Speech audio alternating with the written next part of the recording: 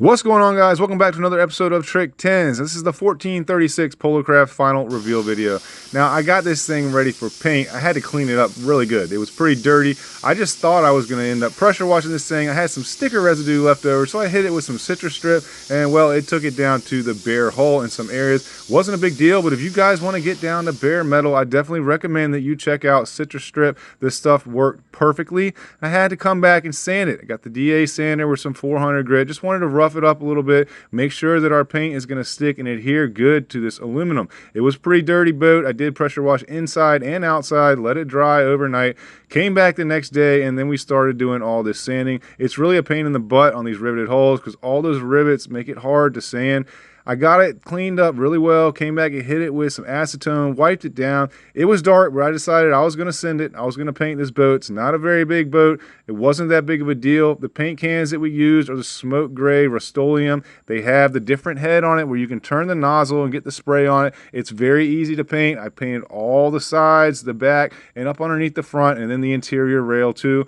Brought this thing in the garage. We're going to get ready to start putting some metal into this boat very shortly. I still got to paint inside of some of these compartments, so I'm going to go ahead and hit those up first and make sure that this thing is ready to go. It's starting to get late out here, but I'm trying to get this paint on here so I can get this thing wrapped up tonight. It has been so hot, it's been miserable, and I'm trying to get this paint so that I can hurry up and get the interior of this boat finished up. Paint turned out great though, killer. I did come back and do a second coat off camera, but I'm pretty impressed with the paint job that was on this thing. Definitely dope. And now it's time for us to start putting some metal work in here, but first I decided I should go ahead and put some of this turf inside of these front compartments up underneath the deck because these hatches are pretty skinny and it's going to be hard to get up inside of there and turf them later on, so I decided I was going to do it now. The customer wanted to use this blue camo hydro turf. It worked out perfectly for me because I had 2.5 sheets left over off the Yinny Tinny and I ordered 3 more sheets. They hadn't gotten here yet, but I figured I'm going to go ahead and use up my drops and everything I can just to finish up inside of this front deck so I can permanently install all these hatches and get the recessed foot pedal tray in there and put all my little filler strips and everything else that I need, so when the turf gets here I'm ready to rock and roll and I can have this thing ready for turf install on all the decks. Now there's a lot of finish work that goes into this stage of the game and you got to make sure that everything is going to be flush. Now this build's a little different because the recessed foot pedal tray is going to be underneath of the turf. It's such a small project, it didn't really make sense to have the recessed foot pedal tray go in on top of the turf and be removable, so we're going to drop this thing in flush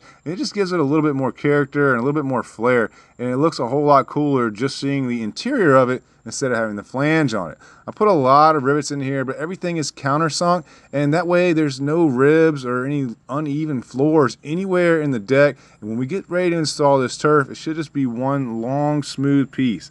This motor guide trolling motor that was on here is kind of dirty, a little beat up. I wanted to clean this thing up. If you guys aren't familiar with Mother's Back to Black, well, I suggest that you check it out. It works very well to restore that nice fresh black look on a lot of plastics and metalwork. So I went ahead and wiped this thing down really good one time because I'm getting ready to install it into the boat permanently, and it's a whole lot easier to clean it before we put it in. So I got it cleaned up really good. Got the bolts in this thing. It's a little bit of a pain in the butt because it's tight quarters, but I had to reach up in here and tighten up the back of these bolts. I did put 6 stainless steel bolts in here and it just turned out perfect. Go ahead and put this foot pedal tray in here permanently. The only reason I didn't do that earlier is because I wanted to drill a couple of holes and pass some wires through from the trolling motor back up into the recessed foot pedal tray. Everything on the front deck is done. Look at that, smooth, nice and flat and even. We are ready for turf. Turf is still not here, but that's okay. I'm going to go ahead and put a couple more hatches in and work my way from the front all the way to the back of the boat. Lots and lots of rivets going into this thing. Now don't be shy with the rivets, guys. The rivets are cheap and you want to make sure that your deck is going to be very strong and sound and not have anything rattling, because once you put this turf in here you're not going to be able to get back to this, so it doesn't hurt you to put an extra few little rivets here and there just to be safe. Now you can see I got my little pool noodle. I got a split cut in this and I use this when I'm walking around and working on the boats to help protect the side of it. Once it's painted I don't want to be banging this thing up, so I try to do my best to move it around. I need to get a couple more so I can just go down both sides and leave it on while I'm working. We had to add a couple little filler sheets on either side of these hatches. All right guys, today's video is sponsored by CC Gad. Now they sent us this very cool Dart Junior e-scooter. This thing is pretty quick. I was hitting speeds of 19 miles an hour. I'm a big guy at 215 pounds and my son was riding this thing. They're coming in about 21 miles per hour, which is max speed for this e-scooter. It does have 8.5-inch tires on it with a disc brake, and it has a very bright headlight and brake light on it. Coming in at the price point of around 350 bucks, I think it's pretty affordable considering there's a lot more expensive units on the market that are very similar to this. I will leave the link where you can purchase this on their website in the description of this video. If you guys decide you want to get one, make sure you use my code TRICK10s. It'll save you $30. Let's get back to the video. All right, so we got all of this metal work done from the bow all the way back to these two hatches right here. This is our live well and our electrical panel hatch. Now, it's very important that you come back and do all this little finish stuff. Like you can see, I got these little pieces in here. I mean, these are just little filler pieces, and we always have those in the deck. I mean, they're not a big deal. We just want to make sure that everything is completely flush, so when the turf's in here, you don't have any big divots or anything. And this boat in particular turned out really sick because you can see, obviously, this is all flush, and we mounted the recessed foot pedal tray flush also. That way, I'm going to turf over it and come back and cut around it, and then you'll just see the drop-in hole there. I think it's pretty cool. I went ahead and ran a couple wires for fishes from the hole down into here. Did go ahead and turf inside of these compartments just because this is a small door, and I wanted to get that done first because it's pretty good sized storage inside of there. Did both of these compartments. Obviously, you can see we're going with the blue camo Hydro turf. Customer said he wanted to use it. It worked out great for me because I still had 2 and some parts of sheets left over from the Yeni Tinny. So I ordered 3 more sheets that should be here hopefully tomorrow. And before that, we're going to get the rest of this done. But I painted the boat. Looks sick. I don't want to hear you guys say that you can't paint your boat, because you saw in the clip earlier, I painted this outside in the dark. And, I mean, it looks perfect. I'm not going to lie. Like, I crushed that paint job. I was really hyped when I came back the next day and saw it and saw how good it worked. But, so check it out. This is the paint that I used right here. Rust-Oleum. I went with the gloss just because I was trying to do 2 coats on it. I didn't want to have to come back and do a gloss coat also. But these are the cans right here. You get these bad boys, and you see how it's got like the different slits and head attachments. Well, we use the fan attachment, vertical fan, and that one is killer. It's almost like a paint gun. It puts like a good at least 5 or 6 inches of spray, and it really makes it easy to overlay while you're spraying. Now, paint is something that I'm very interested in. The older I get, the more I want to learn stuff, and I really want to learn how to paint. So I'm going to be dabbling in some paint in the future. I've been watching a bunch of videos and researching it, and I don't think it's that hard, because from what I understand, I could just paint what I just did, but instead of using a gloss, use a satin, and then I can mix my gloss and come back and spray that with a like HVLP gun, and that'll allow me to put like sparkles and flakes and all types of stuff like that into it. But not in this build. You know, this project, we're eating this paint job. So this is where we're at. So right now we've got the trolling motor mount done. Everything's painted. We're good from the front all the way back. I probably am going to throw some type of a base for like a pole for his nav light. And I'll probably even throw a cup holder up here for him. But other than that, everything is good. We're good to go all the way back to right here. And with this has got the removable tray in it, which is going to have all the switches and stuff like that in it, and the fuses. But now we're going to take this completely out because we're going to put our pumps in here. I need to finish this up before I put that hatch in there permanently, because I've got more room right now. And as you can see, it's a whole lot easier for me to get in here. I got to hook 2 pumps up. I got to have one for the recirculate, pump out. I got to have another one for the pump in. Now we're going to be using these A-Marine live well pumps right here. I like those. They're the same as the Johnson pumps, and they're very easy to change the cartridge out. I mean, they're the ticket. They're cheap, and they're pretty good quality.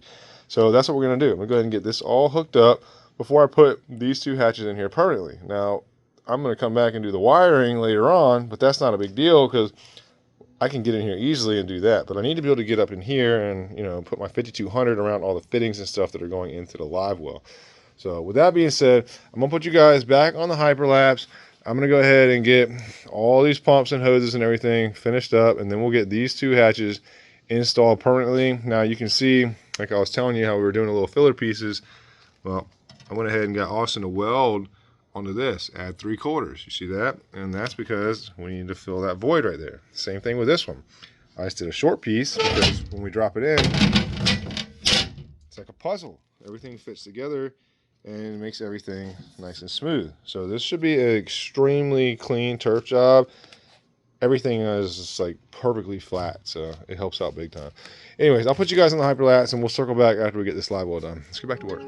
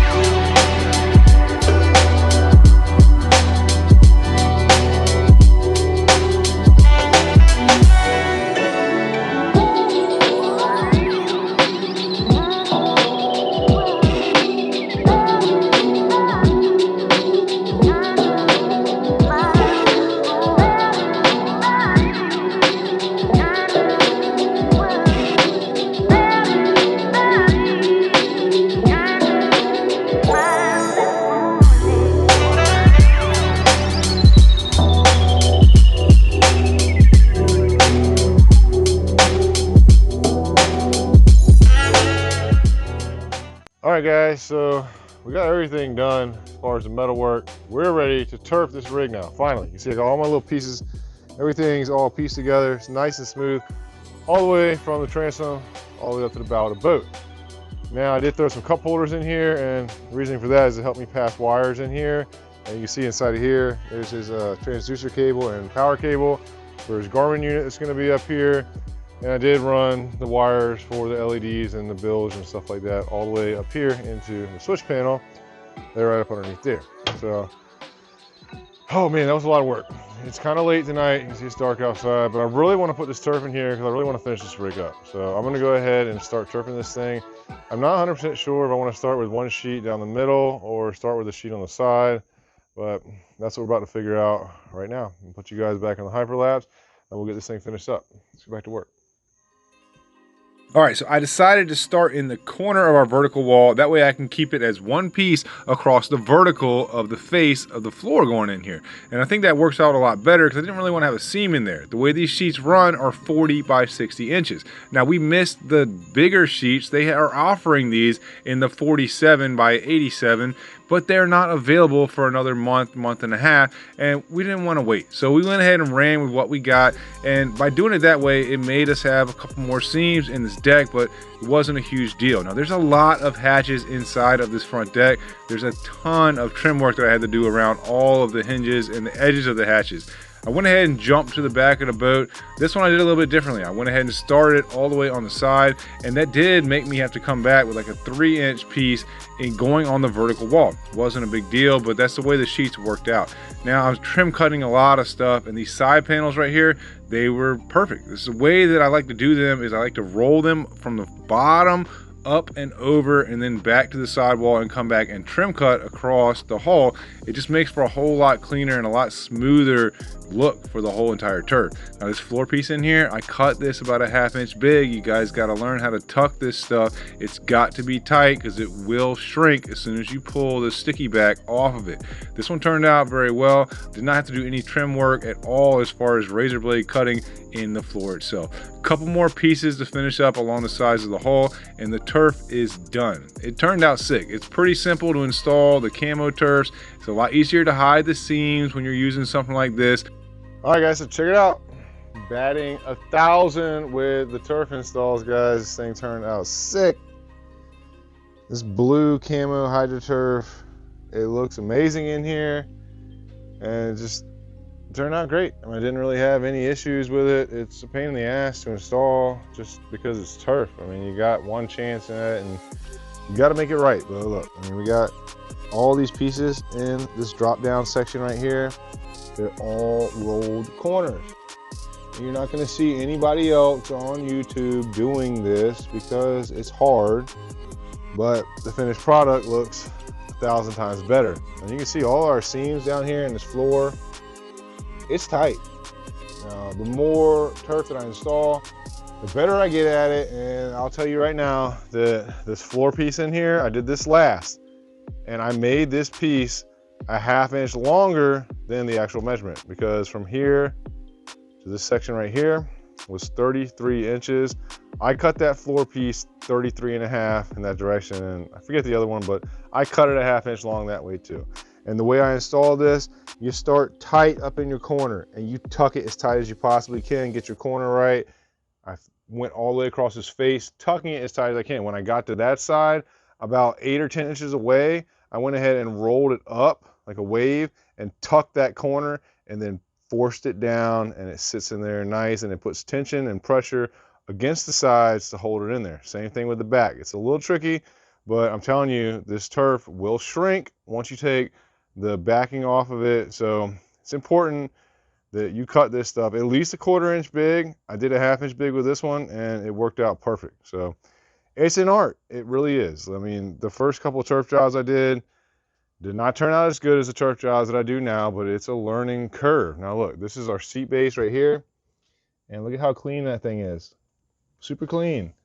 Completely flush deck. We went back and cut, freaking bugs on me. We went back and cut around this black rubber section that sits up, and now that's completely flush too. Get out of here, dude. And it looks good. I mean, you can tell very quickly if you look at a turf job, how they cut around the seat bases, if it's a good job or not. And I mean, this thing's spot on. Now, everything is flush, level in here, all the way from the bow to the stern. I mean, it turned out awesome. I mean, the way that we laid everything down with the metal work and flushed it all out, it really comes to show once you get to this stage of the game, because you don't have any lumps in the turf. Now, sometimes you can't help it when you got like existing decks and stuff like that, and you're just dropping a hatch in, well, you got lumps around them. But the way we built this one out, we built it to where there will be no visible seams, no uneven deck anywhere in the entire rig. And well, now you can tell why we did it that way. I did turf inside of the compartments. We're ready to rock and roll with this thing. So all the compartments are done except for that back transom area. I'm not sure if I'm going to put turf in there yet. I do have a little bit left, not a lot, but a little bit left. I got turf inside of all these compartments, though. It turned out really well. Now that we're at this stage of the game, I need to finish up the electrical. Obviously, I got the bracket for the trolling motor, no trolling motor attached, no foot control in the recessed foot pedal tray. I need to get that done. Go ahead and hook that up to the batteries. I got the switch panel and fuse block in there, but I did not hook up any of the wires to it. No power coming in. And I did run all the cables in the side right here for his fish finder and for the lights and Bill's pump that's going to go in the back and all that stuff. So the wires are there, just got to be connected on both ends. And I still have to put another light up here. We're going to use like a pole style nav light. So I'm just going to put a base in here for him.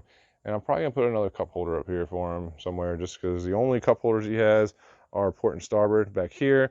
And I feel like he's probably going to be up here a lot fishing, because that's where I'm at a lot. So probably just throw another cup holder maybe up here or up here somewhere.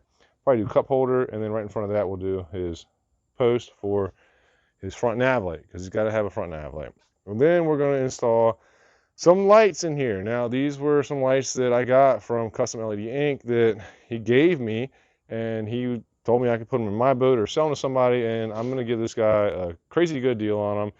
That way I can give a good plug to Custom LED Inc. And those LED lights are the best LED lights that I've ever seen or used. That's why we're going to put them in here. But not only that, we're going to give Rob a killer plug. Custom LED Inc. has the best strip lights that I've ever seen. Rob Konikoff is the owner of the company, and he's a super cool dude. He will hook you up. I'm going to put the website on the screen so you guys can see it. And I'm also going to leave a link in the description of this video. Go check him out and call him and tell him that I sent you. He'll give you a good deal.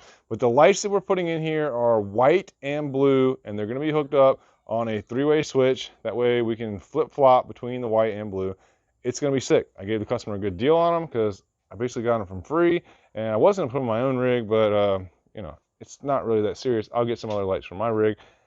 This is gonna be dope though. I'm gonna put you guys back in the hyperlapse. I'm gonna try to finish up the rest of this stuff. I want to get everything done and installed in this boat in this episode. Still got some decals and stuff to put on the outside, but we're gonna get this thing going, guys. Let's get back to work. All right, guys, so not to kick a dead horse, but I've got to keep it real with you guys. These custom LED strip rail lights are the ticket. They are bad to the bone. They are better than anything I have ever seen, and I've tried them all. Now, a lot of these duck boat guys, they swear by the LED lights that they have. They're snake tubes or whatever you want to call them. They are literally just better built versions of the Amazon lights. They will not compare. They don't have the warranty. They're not even in the ballpark price range with the custom LED Inc. lights. So go ahead and check those out. Do yourself a favor. Don't be a price buyer. Buy what you want and buy what's going to last you. Now, these decals on here, I ordered these. I got these off of eBay. They were $10 a piece, which I thought was pretty cheap.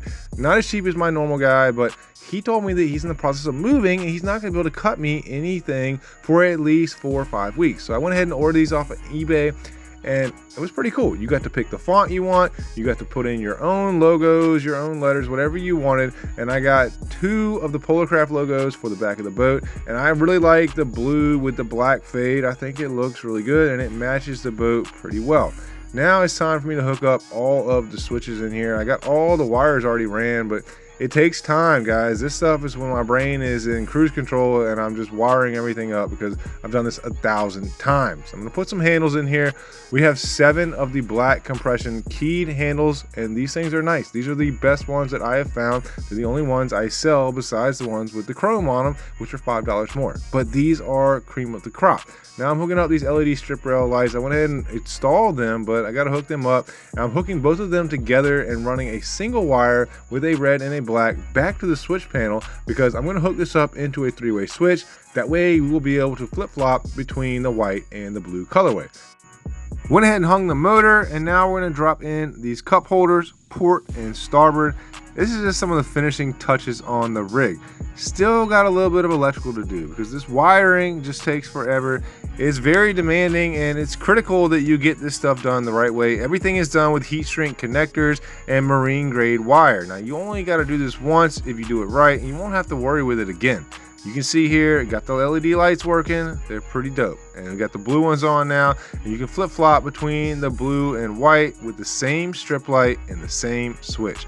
Definitely something that I've never seen from another company before.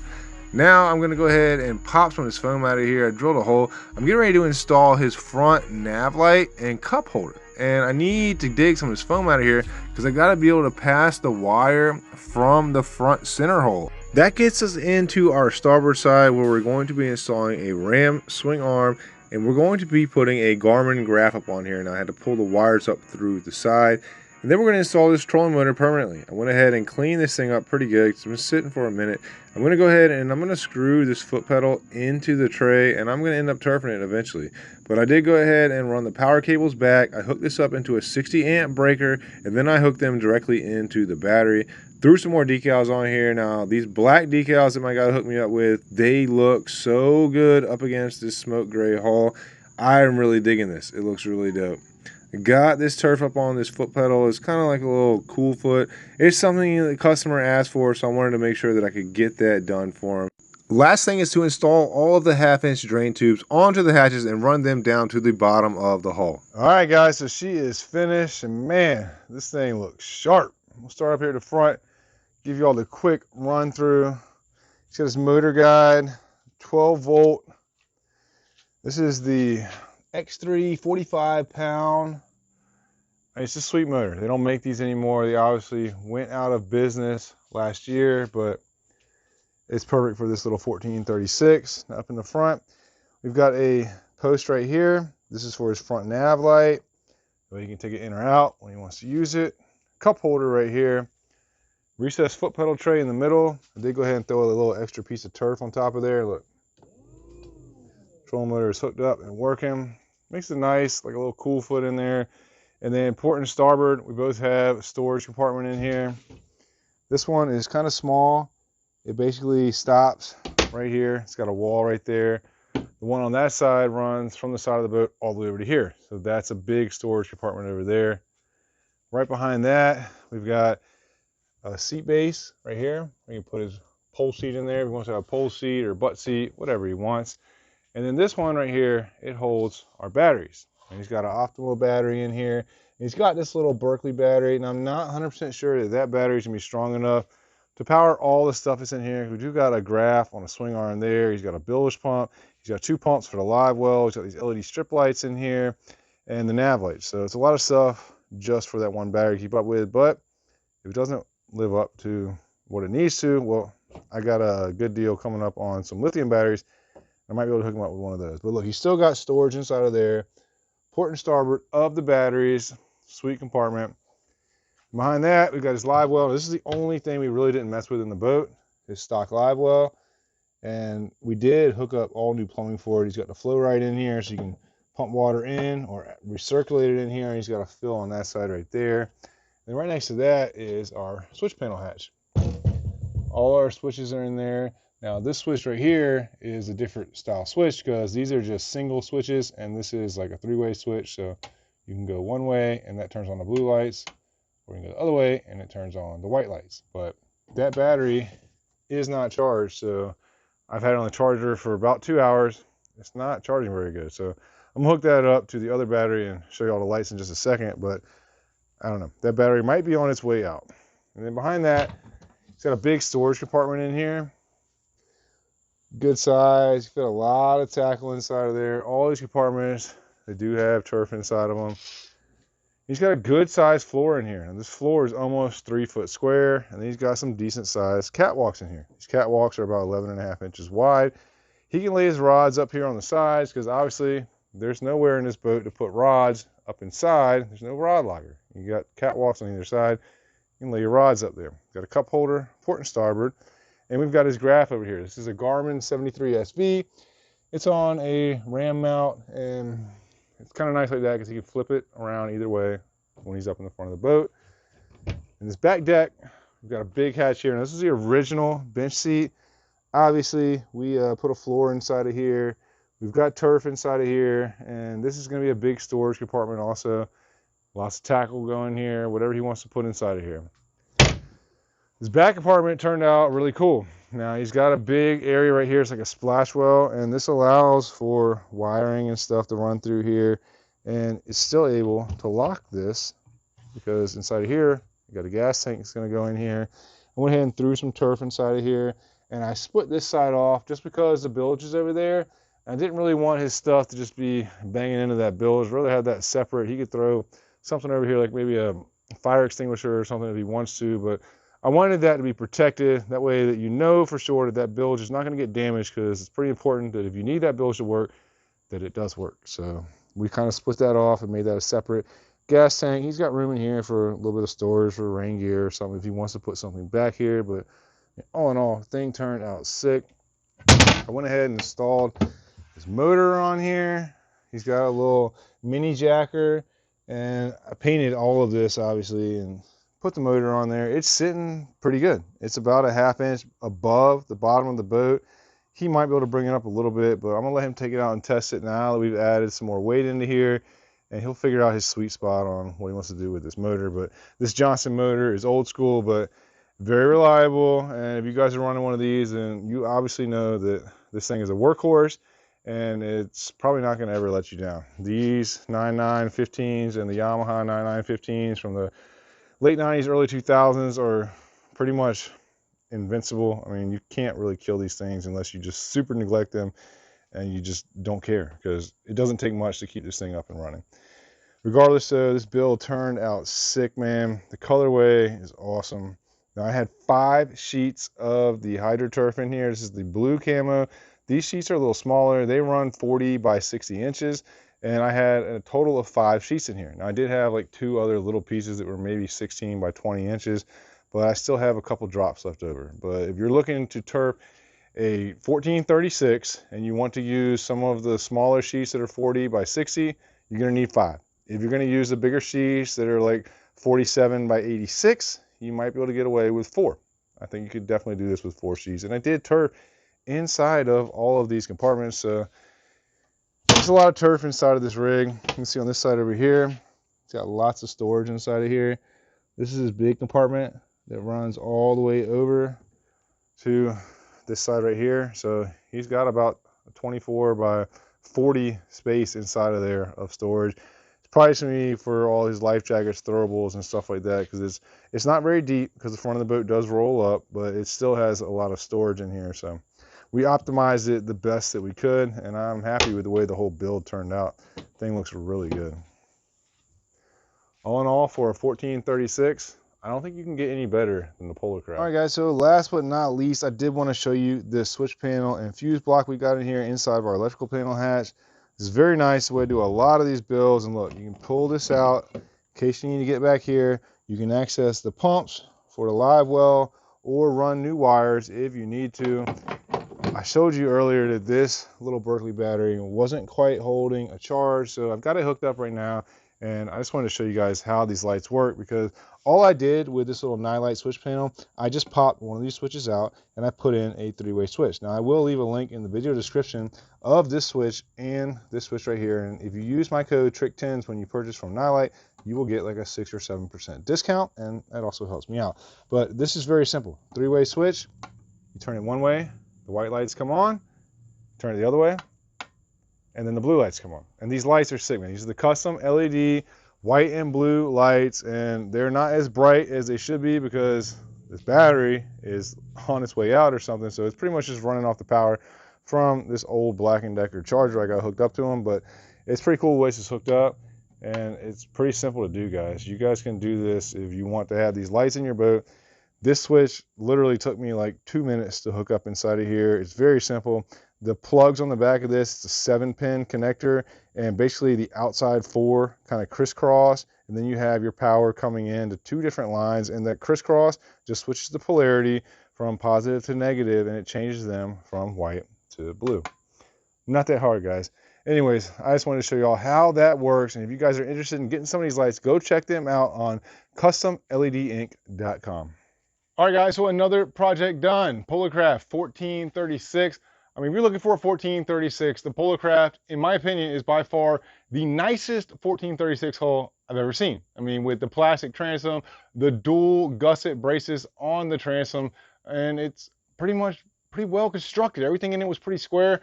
I mean, it really is night and day difference between this and the Lowe or the Tracker topper. So if you want to do a 1436 riveted build, I would definitely suggest that you look for a Polarkraft. In my opinion, it's the best 1436 that's on the market. Regardless, guys, this build turned out sick. It's a lot of work, man. It's hot out here.